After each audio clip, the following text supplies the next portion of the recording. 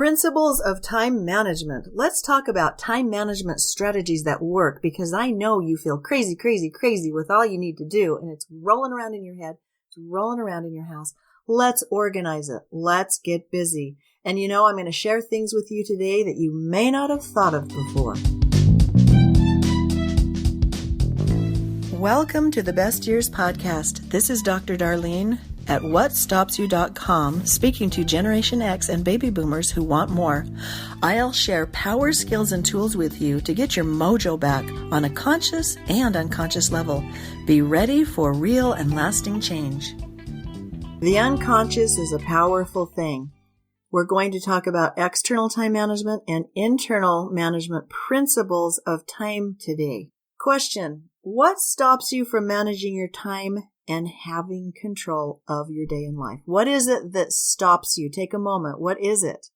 Is it a skill? Is it an action? Is it a mental process? Is it a belief?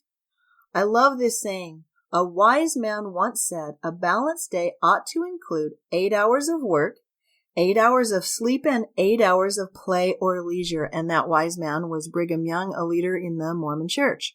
Not sure where I got that quote. Let me say it again. A balanced day ought to include 8 hours of work, 8 hours of sleep, and 8 hours of play or leisure. Now, if I do the math, the play or leisure has to come when I'm getting ready, getting in the shower, and putting my makeup on. So we or doing the dishes, we have fun. So that doing the dishes is play or leisure. Mathematically, that's the 8 hours in there.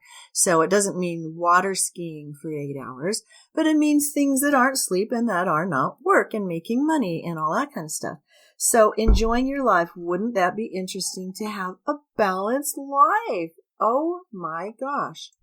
I tell you, balance is my thing. I have a balanced living wheel that's free on my website, whatstopsyou.com. Make sure that you always check out my website for free stuff, cool stuff, and balanced living wheel assessment is so powerful as well. So balance. So here's the questions that I'm going to ask you again about crazy. Do you feel crazy with all you have to do? Do you feel out of control and frustrated by constantly revolving tasks? Isn't it funny how they revolve? I just did the wash yesterday. I swear. Hey, I did the dishes. My teenagers would say, Mom, I did the dishes so many times. Okay, well, they have to be done again today. Well, I did them last week. I did them. Okay, well, they have to be done again today. And so teenagers seriously don't get that there are revolving tasks that keep happening. Continuing my questioning for you, are you constantly late looking for things? Are you leaving money on the table by rushing too fast to take care of details? Would you like assistance in these areas? Are you open to discovering skills and actions for organizing your day? Okay, listen up, because I've got them for you. So think about time management is like the foundation for all you do every day, month, and years. The foundation, it's the ground, it's the pavement. By managing your time and taking control, you can be in the driver's seat of your life. And that's another metaphor I love, is if you're driving a car, who's driving? So many people have someone else besides them driving their car. Thank you. Get out of my car. Boot. Or out of the driver's seat. I want to control my own life. And in order to do that, I must not only just do the time management things I learn when I read a book about it, but I need to understand the principles unconsciously for the methods of slick time management. Here are the principles. 1. Do you know anyone who has more than 24 hours in a day? Because if you do, I want you to introduce me to them. So in this realm, in this dimension, I find I have 24 hours and nobody has more. But how many people think other people have more? Really, we use it so tritely. We just use it just tritely, the word time, and say things like, well, I don't have time, or they have more time than I do. What the heck does that mean? No. No one has more time or less time than you. It seems like others have more time, but no one does. Maybe time travelers, cartoon characters or something, but I don't. So what happens is unconsciously, now hear me out, because this is something you may not have ever heard before. We fool ourselves by thinking that others have more time than we do, because it's kind of intangible. And it's cliche to say, I don't have time, like I said. And I'm going to ask you if you've ever said that, and you're going to say, yes, I have. So, for example, if I say, here's how the unconscious mind works. If I say I don't have nice clothes, my unconscious mind will sort for how to get nicer clothes. I don't have a cute yard, so my mind will sort for how to have a cute yard. I don't have money. My mind will sort for how to get money. It's kind of a negative. We kind of sort for, ooh, I can't have it, but I'm looking for it, but I can't have it.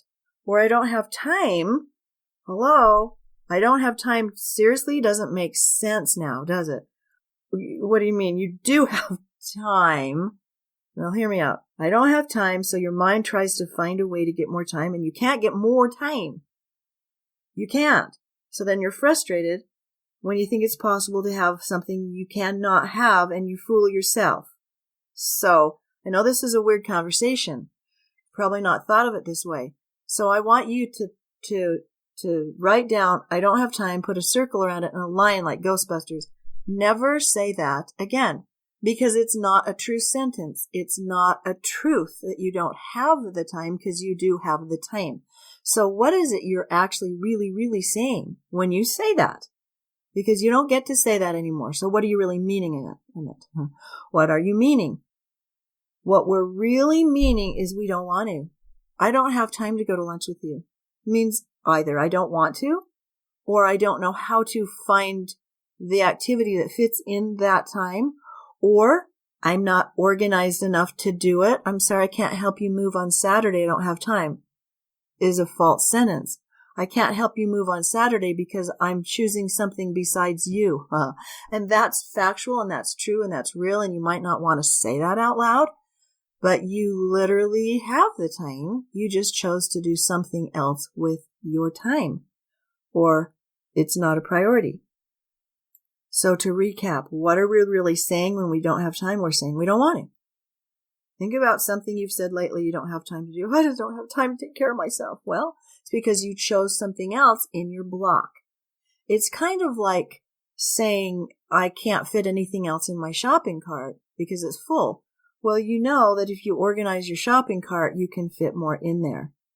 So you can't say it doesn't fit in my cart, but you can say it doesn't fit in my cart the way it's organized. Do you love this? I know, right? So again, recapping, I don't know how to find the time for that. I don't know how to organize myself to do it, and it's not a priority right now. So you can't really say that out loud to people, but I just want you to stop lying to yourself about time. And once you don't lie to yourself, then you can come to more some verbiage to use with other people that work. For example, empowering terminology would be saying, so instead of saying I don't have time, say, well, I'm not going to commit to that right now. Or I'm deciding not to commit to that right now. Or I don't really want to. Sometimes that's just really cool and really honest. Or I haven't planned for that at this time. Or it's not a priority right now.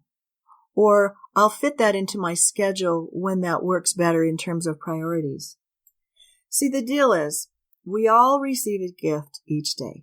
We are given that 24 hours in a day, and it's like a box. And it's a box that's strong, and it's rigid, and it's inflexible, and it's incapable of compromise, and the box can't move. It's like a shopping cart that's cement, top, bottom, and sides.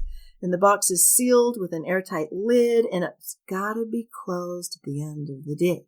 So every day it opens, boop, there's 24 hours in there in the empty box, and you can't carry over the hours from yesterday. Hate that. But they just don't carry over. So this principle, 24 hours do not earn interest for you. Dang it. You don't have the ability to get in the hole. Each evening an accounting is done. The hours will never come back, but at the night, the balance is zero. So what are you going to do with your time? How do I organize my life? How do I have balanced living? How do I live in balance? What does it look like to have time that's organized with choice instead of it choosing me? Are you controlled by anything? Are you controlled by your emotions? Yeah, you're kind of controlled by gravity. If you don't work within it, it's just going to get the best of you if you don't work within the laws of gravity. And the same with time management, because time is perceived differently. And depending on your mindset, it'll shift and change, but it's still 24 hours. It's really fun to think about this box of 24 hours and how we're going to do stuff in there and how our perceptions change. I just did a podcast called The Value of Time. Make sure you check that one out because I talk about how metaphysical time is. And for example, has an hour ever just dragged on and on and on while you're waiting in traffic? Has an hour rushed by when you're having fun? And time's experienced with your internal perceptions because, of course, the world's time is constant. And sometimes you can fool your mind and make time seem like to speed up or slow down. So time is an interesting thing. It's very powerful, and we need to obey the principles. In a further podcast, we will be doing a time management assessment. I'll have a series of time management podcasts, so you want to check them all out. And I have an ebook in front of me here called, it's called Time Equals Money. Don't you love that one? Organize your mind and your world. So that's my ebook, and I'm going through it through my podcasts. So, question for today. Is your time slipping away? Are you giving it away? Are you wasting it? Or are you protecting it? What would you trade for some time with your dad? Or someone who's left you for this world? What would you trade for precious time that you wasted? What changes are you going to make today? Stay tuned. I hope this helps as you think about principles and understand obeying them is what works best in this life.